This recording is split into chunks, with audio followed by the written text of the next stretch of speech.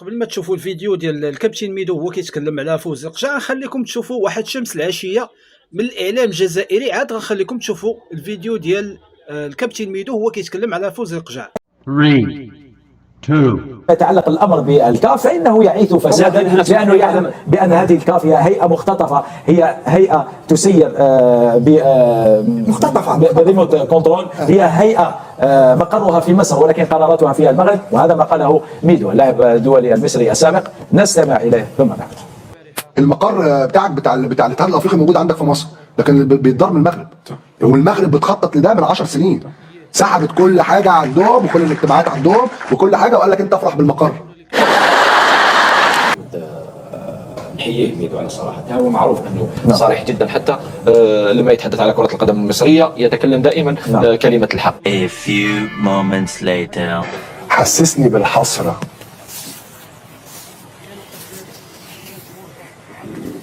بالحسره. والمعنى ده رئيس اتحاد الكوره اللي لازم يبقى رئيس اتحاد الكوره بتاعك، مع احترامي لاي حد. راجل بريزنتبل، راجل مثقف، راجل عارف بيقول ايه وبيتكلم ازاي. نشوف الفيديو ملخص لمباريات البارحه. كيف شفتوا كانت هذه شمس العشيه من الاعلام الجزائري. على فكره انا يعني ايه، عايز انهي الحلقه بحاجه. احيي الاستاذ محمد الليثي على لقائه الجميل جدا المحترف مع الاستاذ فوزي القجع. بحييه يعني لانه عمل لقاء جميل جدا. الاستاذ محمد الليثي من الاعلاميين الكبار، من الاعلاميين الكبار الشاطرين يعني. لكن كلام فوزي القجع في كده شويه حاجات مستخبيه. احنا بنسمع ابوها. لا خلي بالك الانترفيو بتاع فوزي القجع ده اقول لكم رايي بصراحه فيه. اول حاجه هحسسك بالحسره. طبعا اسمعوا كلامي. طبعا. لما اتفرجت على الانترفيو او جزء كبير منه يعني حسسني بالحسره.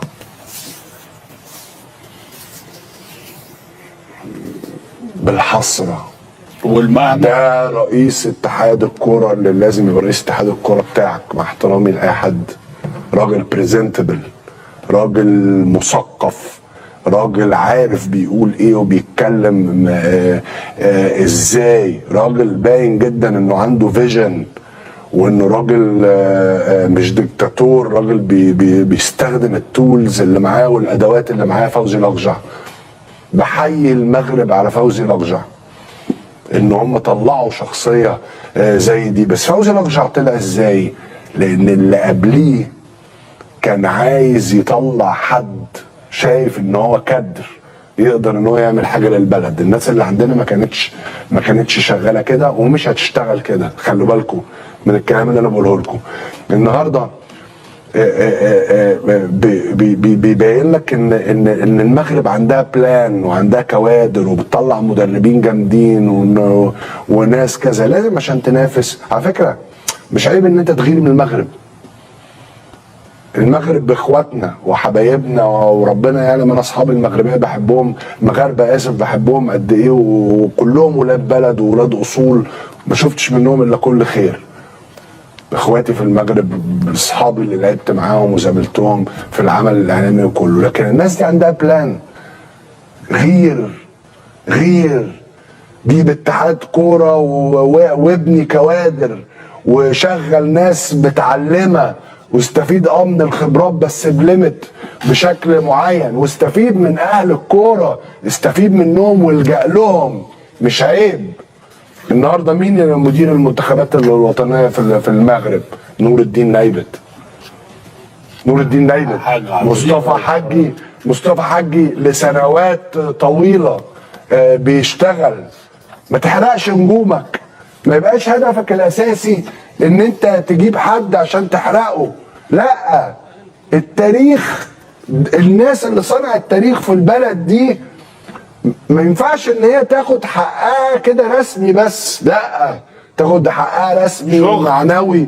نعم، شغل هتفيد البلد. يا جماعه طبعا. مش قادر تستفيد من حلمي طولان، مش قادر تستفيد من مختار بحفظ الالقاب كلهم كباتني يعني، مش قادر تستفيد من مش عايز اقول اسماء ناس كتيره استفيد. كابتن حسن شحاته يا جماعه، حسن شحاته ربنا يديله الصحه يا رب، عايش وسطنا وما شاء الله عليه مخه كويس وشرب وبتاع، وانت كبلد مش عارف تستفيد منه.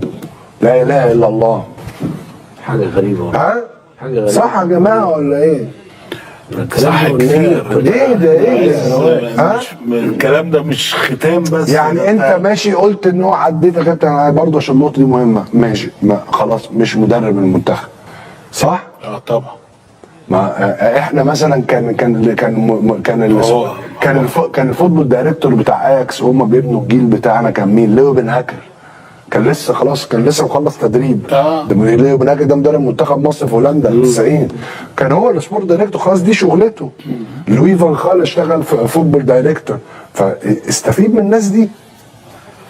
ده كابتن حسن بقاله فتره بصراحه. ناس كتير والله يا كابتن صلاح. هي طبعا. الفكره كلها في انه الهيتس التفكير لازم يبقى مختلف، ويبقى مختلف بالتغيير، مش بخد وهات واديله ورقه عمل. كده هنقعد نلف في دايره وهنفضل اللي بيجي بيدور على اللي حواليه اصحابه لا ويلغي اللي فات. الموضوع ملوش علاقه والله باصحابك. عارف الموضوع ايه؟ اللي ازاي بيجي تعرف تشتغل كابتن محمد، اللي بيجي صدقني والله صدقني، هي دي المشكله اللي احنا بنلف فيها في مجالات كتيره وفي مجال كره القدم. اللي بيجي خايف ان حد يجي بعده يركبه، فمش عايز يطلع حد. هتلاقي الولاد كلها المثقفه اللي دارسه بره كابتن ضياء، الناس اللي دارسه سبورت كتير بتاع، ما حدش عايز يستفيد منها، خايفين منهم كتير والله، خايفين منهم. لان دلوقتي التكنولوجي دخلت وبقى تعليم بشكل مختلف غير ده وبتاع، فمش قادر تطلع كادر وهتلاقي ان انت عندك كوارث موجوده. فالنهارده يا جماعه استفيدوا من الشباب المتعلم، الجيل الجديد اللي طلع واتعلم، جيبوهم شغلوهم واستفيدوا منهم واسمعوا لهم الامور مش وحشه، اسمعوا لهم عشان نقدر ان احنا نتطور. على فكره اراهنكم ان 95% من الشعب المصري بيتفرج على لقاء فوزي لقجع، اللي مره تانية بحيي الاستاذ محمد الليثي عليه وبحيي المتحده عليه، وما حسش بشويه حسره. مش مقارنه، مش بقارن الناس بناس، احنا بنحترم كل الناس، ولكن لازم يبقى رئيس اتحاد الكوره قوي، راجل بريزنتبل، راجل عمل حاجات وانجز، وراجل ناجح وعنده خبرات وفوتبول باك جراوند وخبرات رياضيه.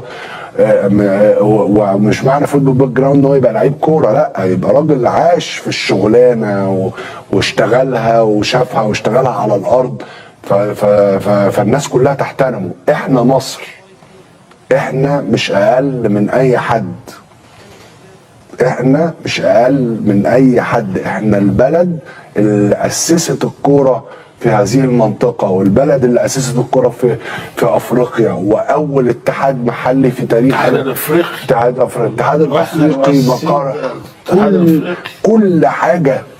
اول بلد خدت كاس بلد طلعت نجوم كبيره. لكن هنعيش على التاريخ؟ لا، لازم نشتغل، لازم يبقى عندنا خطه للكوره. وبقول لكم تاني كلام واضح، اللي موصل للناس فكره ان الكوره تمام وماشيه زي الفل بيورطكم.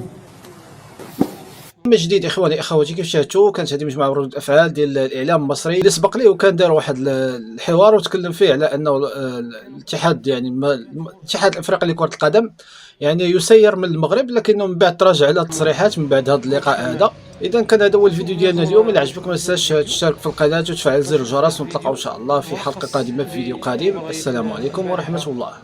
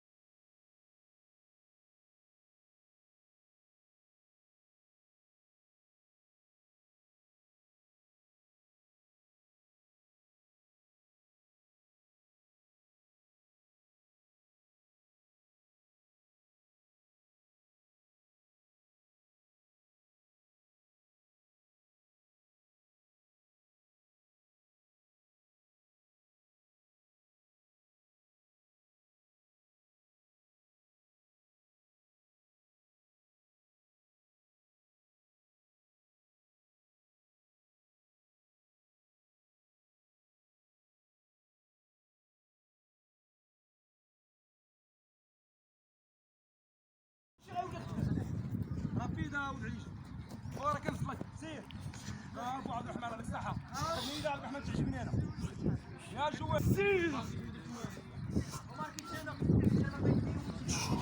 برافو عبد كنا غنوليو خدامين